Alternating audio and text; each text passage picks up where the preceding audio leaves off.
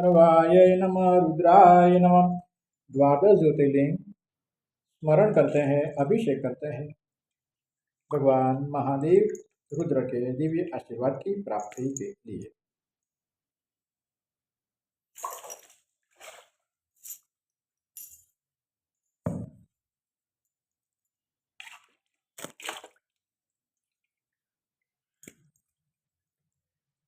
ओम ओम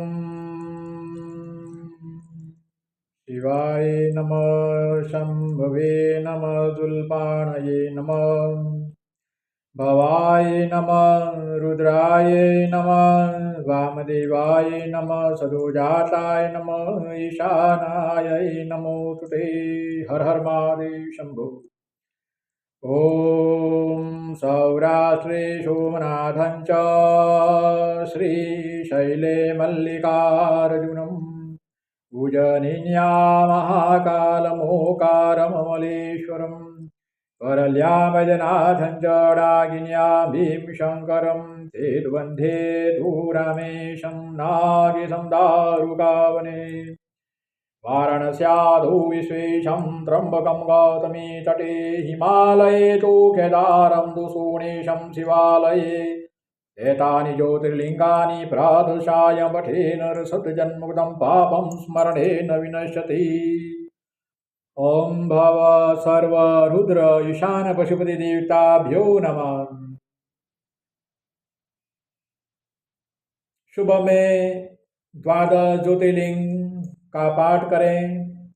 भव सर्व रुद्र ईशान पशुपति देवता को नमस्कार करें। उमा महेश्वर शिव शंकर शंभु के शरण चरण कमल में साष्टांग दंडवत नमन वंदन करें।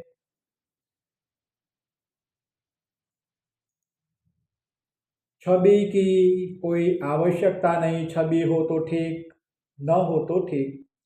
आप पूर्वाभिमुख या उत्तरा अभिमुख अपने ही घर में सुबह में उमा महेश्वर शिव शक्ति भव सर्व रुद्र ईशान पशुपति देवता को नमस्कार करके साष्टांग दंडवत प्रणाम का नियम करें। आपको अनुभव होगा बहुत ही कम समय में कि प्रथम तो आपके मन को शांति मिलनी शुरू हो जाएगी। मन तन चित्त बुद्धि हृदय स्वस्थ बनेंगे, प्रसन्नता की आनंद की प्राप्ति होगी। घर परिवार में भी अगर कोई भी प्रकार के कलह कंकास है, दुर्गुण है, वो धीरे धीरे दूर हो जाएंगे। आपके जीवन में असाधारण तरीकों से सुख शांति और प्रसन्नता का मार्ग महादेव की कृपा से अपने आप खुल जाएंगे। ओम हर हर महादेव माला पे महादेव के मंत्र भी जपना जरूरी है।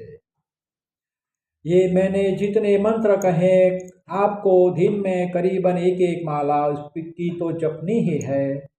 और याद रहे आपके जो इष्ट देव है, आपके इष्ट देव अगर राम है तो उसकी माला ज़्यादा जपे, कृष्ण है तो उसकी माला, अम्बा है, महाकाली, चामुंडा, भुवनेश्वरी, बगलामुखी है, या रामदेव पीर है, या श्री जी श्रीनाथ जी बाबा है तो आप उसकी माला ज़्यादा जपे, वो आपके इष्ट देव है।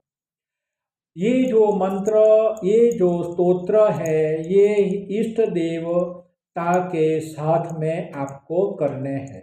परम शक्ति एक ही है, परंतु उसके रूप स्वरूप अलग अलग है और उसके कार्य और फल देने की प्रक्रिया अलग अलग होने की वजह से ऋषि मुनियों ने सत्य एक है, परमात्मा एक है, उसके रूप स्वरूप अलग अलग है, तो वो रूप स्वरूप का ज्ञान दिया है। तो करीबन ये जो 5-6 मंत्र आपको बताएं वो करेंगे तो आपको इसका बहुत ही अच्छा लाभ मिलेगा।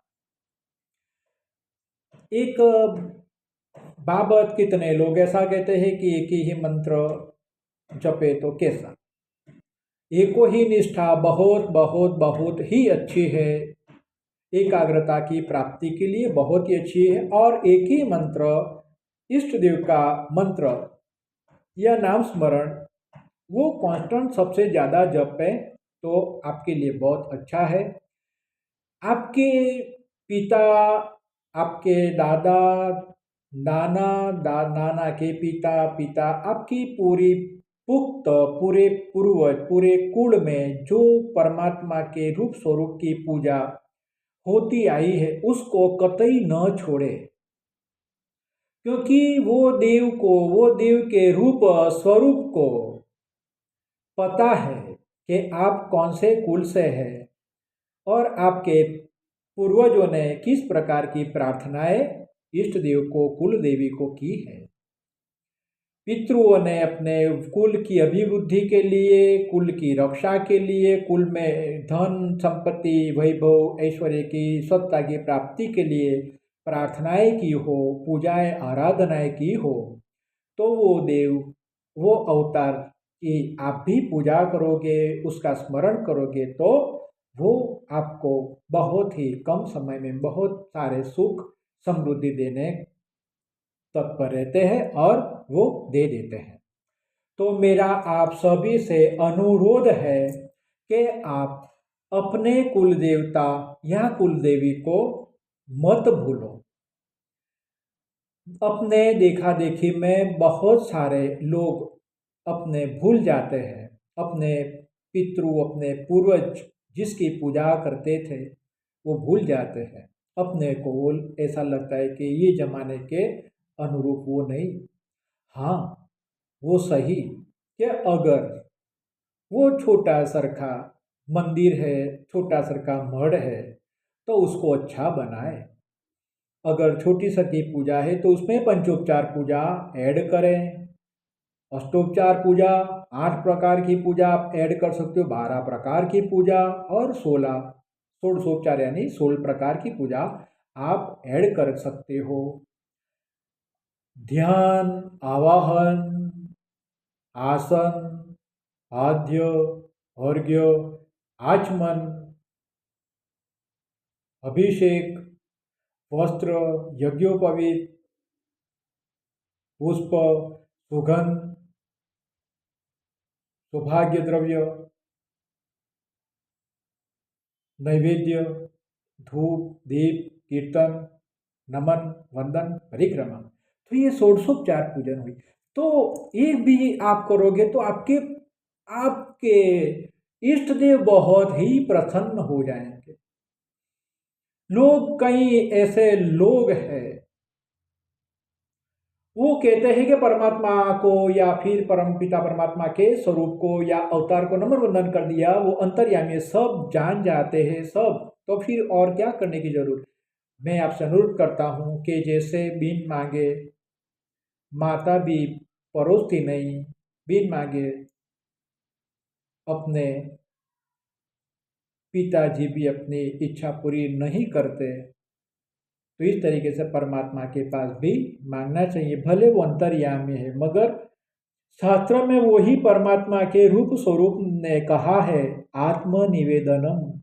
आत्मनिवेदन यानी अपने आत्मा की आवाज, अपनी आत्मा को मेरे सामने प्रकट कर।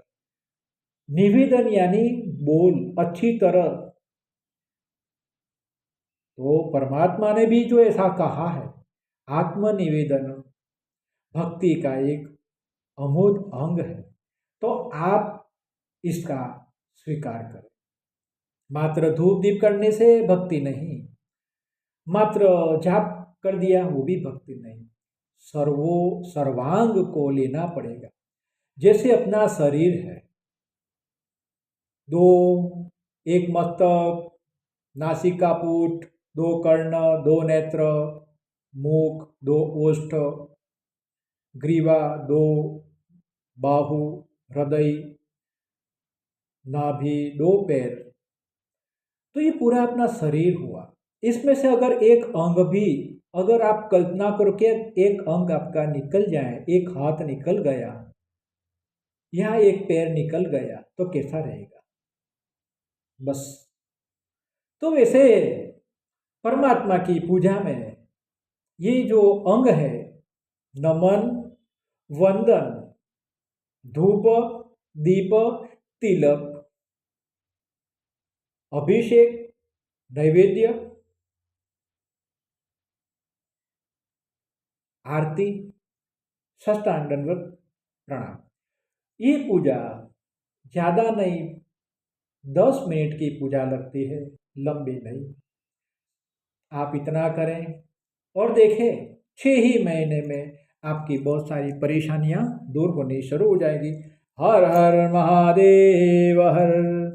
ये माला और ये जो रेनबो स्टोन जिसके लिए भी पूजन किया है, वो क्लाइंट को ये पूजा अवश्य नित्य ये पूजा सुननी है और जो समझाया है उसका अमल करना है। और ख़ास ये जो पत्थर है, ये कुदरत का एक करिश्मा है। ये सुबह में सूर्य के सन्मुख 2 मिनट ऐसा रखना है।